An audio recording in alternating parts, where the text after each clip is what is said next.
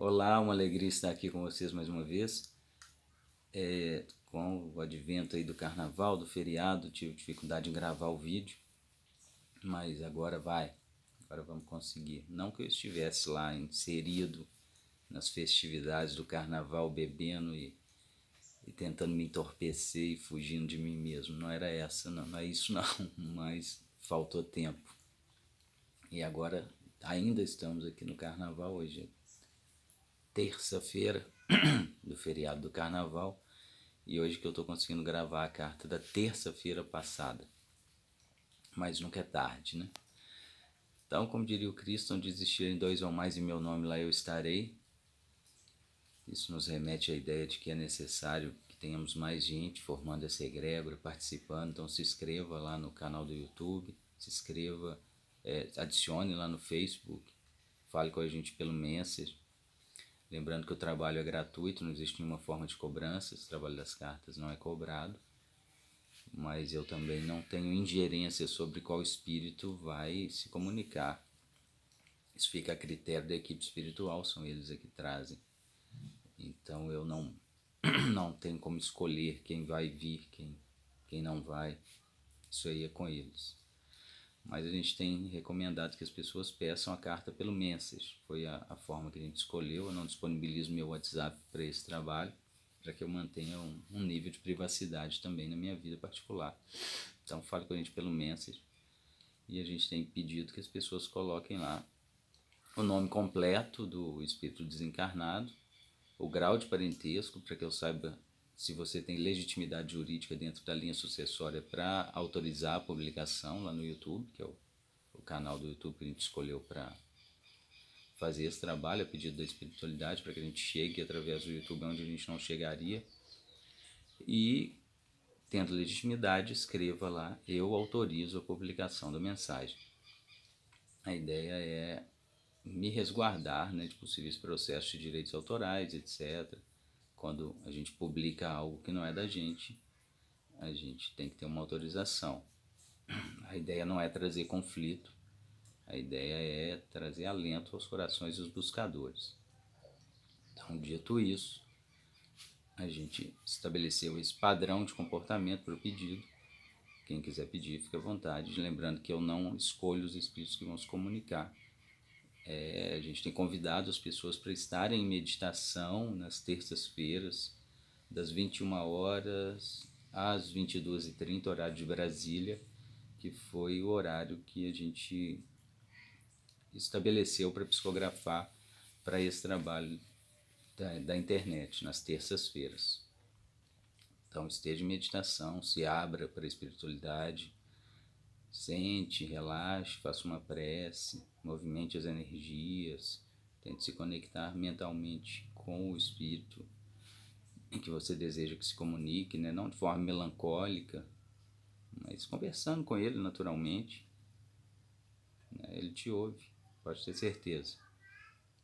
Então, dito isso, vamos às perguntas, né? As pessoas têm compartilhado aí com a gente algumas perguntas e nós vamos fazer algumas reflexões sobre as mesmas.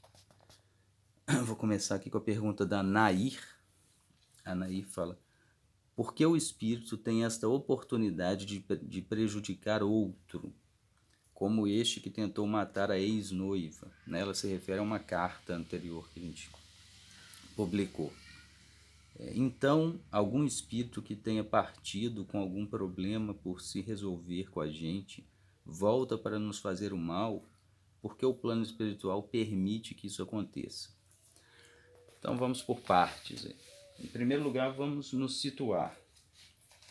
Estou aqui com o Evangelho segundo o Espiritismo e vamos nos situar em qual tipo de mundo nós vivemos. O primeiro ponto é saber onde a gente está. Então aqui o Evangelho segundo o Espiritismo nos traz 5 tipos de mundos. Os mundos primitivos, destinados às primeiras encarnações da alma humana, não é mais o que a gente está, a gente já ultrapassou esse ponto.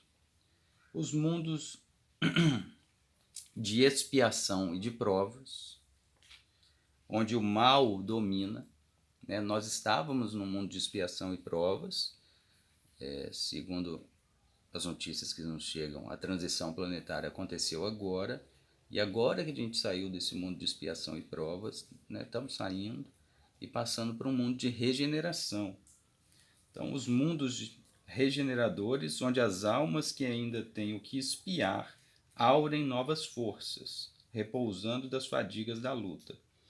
Ou seja, saímos do mundo de expiação e provas, passamos para um de regeneração, mas no de regeneração ainda existe o mal. Depois, o de regeneração, os mundos felizes, onde o bem se sobrepõe ao mal. Então, no mundo feliz, que é o próximo passo de evolução, o bem se sobrepõe ao mal. Mas sobrepõe quer dizer que o mal também ainda está lá, né? Se você se sobrepõe a algo, esse algo tem que estar presente. E depois os mundos celestes, ou divinos, morada dos espíritos depurados, onde o bem reina inteiramente. Então, só lá na quinta etapa, né, na quinta dimensão, é que o bem vai reinar totalmente. Então, a gente está saindo do segundo estágio de provas e expiações, onde o mal domina, para ir para o de regeneração, onde ainda existem provas, e o mal começa a dar um refresco, mas ele ainda está aqui dominando. E só no próximo é que ele vai ser sobrepujado pelo bem. Então, diante desse contexto, a gente se pergunta, por que que esse mundo é assim? Porque ele é fruto das pessoas que moram aqui, né? As pessoas que estão aqui ainda vibram nessa sintonia, ainda tem, né? Todos nós ainda vibramos nessa sintonia, ainda temos instintos muito egoístas, não conseguimos ainda chegar naquela meta do Cristo de amar o próximo como a si mesmo. Então nós estamos caminhando dentro dessas etapas de evolução. Então o mal aqui ainda está presente, a gente vive ainda num mundo onde o mal está bastante presente. Aí você me pergunta se tem algum problema, que tenha partido com algum problema por se resolver com a gente, volta para nos fazer mal? Volta se você abrir sintonia. Um espírito só consegue te acessar se houver sintonia, né? Por isso a necessidade de se manter bem sintonizado, de reclamar menos, de xingar menos, de falar mal, não falar mal do próximo, né? Não ficar ali vendo televisão e criticando tudo que aparece na televisão. Não veja, então, né? Melhore a sua sintonia, o seu estado mental, ele afeta diretamente os espíritos que vão estar próximos de você. É sintonia, gente. A lei da sintonia é implacável no mundo espiritual. O que você vibra, você atrai. Aí você fala, eu estou vibrando dinheiro aqui, não está vindo. O dinheiro, quando você vibra dessa forma aí que você está pensando, só mostra o seu egoísmo. Não que o dinheiro tenha que ser demonizado. Um dinheiro na mão de quem tem talento para fazer dele um bem comum é louvável, mas quando coloca na mão de alguém que tem instintos apenas egoísticos, ele não vai render tão bons frutos assim. Então não é que o espírito vai ter a permissão para vir te atormentar, mas se você abrir sintonia para que ele se aproxime, ele virá. É igual quando você vai num ambiente que você não gosta. Você chegou, o ambiente está um ambiente que você detesta, você não vai querer ficar lá. É o mesmo que acontece com o espírito. Se ele chega e você está super bem, está sintonizado com as melhores energias, ele não vai conseguir ficar perto de você. Então é tudo uma questão de sintonia, não é que a espiritualidade permite. A espiritualidade sempre respeita o livre-arbítrio. E se você, através do seu livre-arbítrio, preferiu se sintonizar com as piores energias, você vai abrir campo para que os espíritos que vibram dessa forma se aproximem. Se você melhora a sua sintonia, a sua visão de mundo, você naturalmente vai estar em sintonia com espíritos melhores. Então acho que é por aí. E também tem o Eduardo. O Eduardo pergunta, Lucas, o que determina a possibilidade de um ente querido enviar uma mensagem? Pode acontecer de nunca recebermos, mesmo querendo? Né? A questão das cartas, Por que eu recebo? Por que eu não recebo? Aí é uma série de fatores, né? E quando você diz nunca também, nunca é muito tempo, né? Nunca, nós somos espíritos eternos. E o nunca eu diria que com certeza nunca está errado. Porque nem que você encontre com seu ente querido lá no mundo espiritual, ele te manda essa mensagem pessoalmente. Então dizer nunca é um exagero. Mostra que você está vivendo de forma muito intensa o presente, o agora, como se essa encarnação fosse a única, e ela não é. Então essa ideia de nunca não é por aí. Mas o que faz com que o espírito possa se comunicar ou não é ele ter créditos no mundo espiritual. A gente vê lá no livro Nosso Lar, do Chico Xavier, os espíritos começam a trabalhar, a participar das equipes espirituais que vêm prestar auxílio, né, amparar aqueles que estão dentro da faixa de amparo daqueles espíritos. Isso vai gerando créditos e eles vão tendo a possibilidade. Então essa é uma possibilidade. Em outros casos, o espírito a gente vê aqui, às vezes o espírito acabou de sair do umbral das faixas mais densas e eles estão deixando que o espírito se comunique, até como uma forma de incentivo para que ele se desapegue um pouco e consiga estar numa colônia espiritual. A gente tem que pensar o seguinte, gente. O livre-arbítrio é sempre respeitado e às vezes o espírito não quer nem ser ajudado, porque às vezes ele não se sintoniza com as faixas mais sutis das colônias espirituais e ele prefere ficar no umbral, ele prefere ficar nos lugares mais densos, porque é lá que ele encontra as coisas que ele gosta, né? O vício da bebida, o vício da comida, os apegos às pessoas, os apegos às formas como as pessoas deveriam agir, que ele acha, e ele fica ali esperando que ajam. Então, onde está o seu tesouro, lá estará o seu coração. Então, se o espírito vê como tesouro esse tipo de coisa, ele vai ficar aqui nas camadas mais densas. E estando aonde a ajuda não chega, fica mais difícil a comunicação. Então, são diversas as possibilidades, não tem uma regra, não tem como eu te dizer. Se fizer isso, isso vai comunicar, se não fizer, não vai.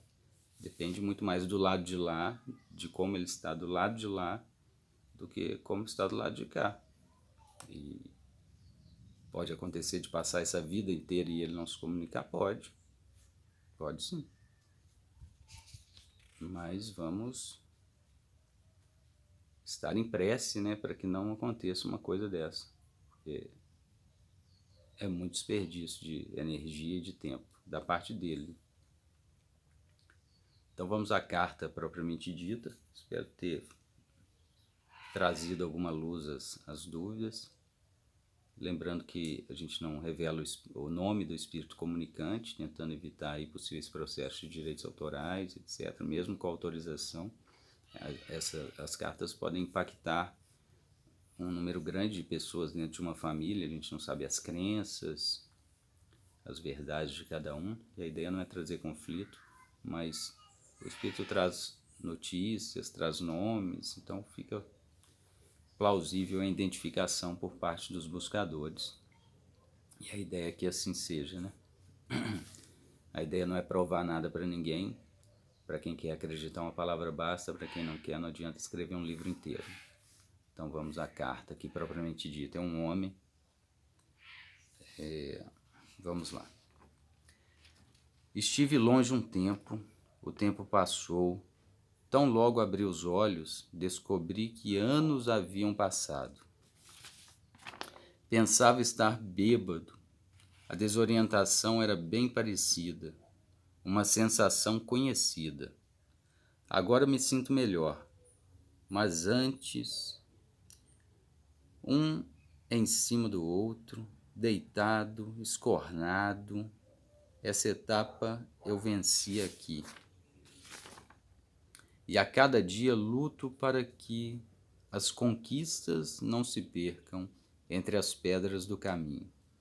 Vejo um céu azul no final da tarde e sinto que o despertar pode ser cada vez mais permanente. Difícil sonhar sem saber o que se pode esperar, mas espero o melhor. Com sono ainda estou, mas não posso mais dormir. Vanessa, escuto sua angústia, seu medo de ficar sozinha, seu pedido de orientação para mim que sempre errou o norte. Seja forte como eu nunca fui, seja sóbria como eu nunca fui. Se o assunto fosse álcool, eu não poderia falar, pois estaria com a boca cheia. Cheia dos devaneios que o álcool potencializava. A morte do corpo físico não poderia ser diferente. A morte sempre afeta aqueles que estão próximos. E isso me entristece bastante. Luciana, Lude, minhas filhas, vocês eram muito jovens quando eu desencarnei, mas tiveram o caminho afetado por tudo que viram. A pouca idade fez tudo parecer maior. Os apegos e as desilusões de nosso convívio turbulento. Vanessa, você me pede conselhos sobre a criação de nossas filhas. Eu te digo que aproveitem a oportunidade de estarem juntas. Cada momento é uma recordação que enche as memórias e o coração. E peço a Deus para que tenha misericórdia, pois elas são imaturas e facilmente manipuláveis. Elas pensam que não, e agora estarão achando um absurdo o que acabei de dizer. Mas a verdade é que elas não estão comandando nada, não estão no comando de nada. Elas passarão por tudo o que tiverem que passar, e não se iluda, pois será a colheita do que plantaram hoje e também nas vidas passadas. O nosso encontro nessa vida, todas as dificuldades, são a colheita de outras vidas. Então oriente com o seu melhor e mostre o caminho.